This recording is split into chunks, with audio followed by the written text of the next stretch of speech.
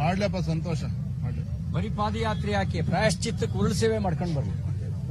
ಅಲ್ಲಿಂದ ಅವ್ರ ಪ್ರಾಯಶ್ಚಿತ್ತಕ್ಕೆ ಅವ್ರನ್ನ ಜನ ಅಧಿಕಾರಕ್ಕೆ ತಂದು ಕೂರಿಸಿರೋದಕ್ಕೆ ತಪ್ಪಾಗಿದೆ ಅಂತ ಅವರಿಗೆ ಮನವರಿಕೆ ಆಗಿದೆ.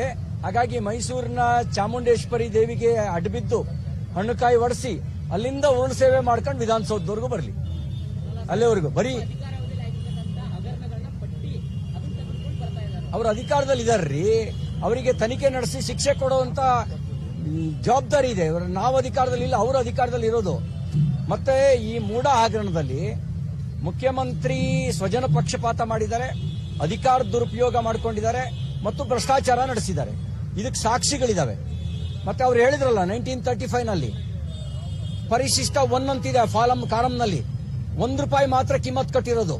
ಯಾಕೆ ಅಂದ್ರೆ ಪರಿಶಿಷ್ಟ ಜಾತಿಗೆ ಕೊಟ್ಟಿರೋ ಕಾರಣಕ್ಕೆ ಕೇವಲ ₹1 ಕಿಮ್ಮತ್ ಕಟ್ಟಿಸ್ಕೊಂಡು ಪರಿಶಿಷ್ಟ 1 ಅನ್ನುವಂತ ಫಾರಂನೇ ಭರ್ತಿ ಮಾಡಿಸಿ 1935 ಕೊಟ್ಟಿರೋದು. ಹಾಗಾಗಿ SC ಜಮೀನನ್ನ ಕೊಂಡ್ಕೊಳ್ಳೋದು ಹೇಗೆ ತಪ್ಪಾಗುತ್ತೋ ಕಾನೂನು ಪ್ರಕಾರ ಇವರು ಆ ತಪ್ಪನ್ನು ಇವರು ಮಾಡಿದ್ದಾರೆ. 10 ತಪ್ಪುಗಳ ಪಟ್ಟಿ 100 ಇದಾವೆ.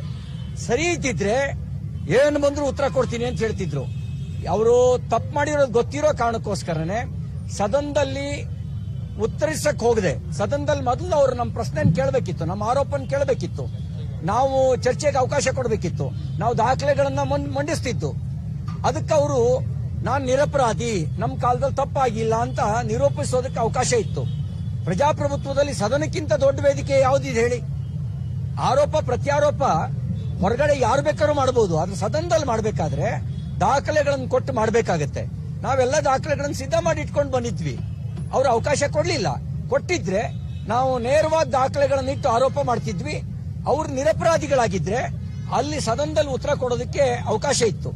ಆದ್ರೆ ಅಲ್ಲಿ ಪಲಾಯನ ಮಾಡಿ ನಾಳೆ ಹೊರಗಡೆ ಬಂದು ಪತ್ರಿಕಾಗೋಷ್ಠಿ ಕರೆದು ಪ್ರೆಸ್ ಮೀಟ್ ಮಾಡಿ ಹೇಳ್ತೀನಿ ಅಂತ ಹೇಳಿದ್ರೆ ಅದು ಸದನಕ್ಕೆ ಅವರಿಗೆ ಗೌರವ ಇಲ್ಲ ಅನ್ನೋದನ್ನು ಸೂಚಿಸುತ್ತೆ.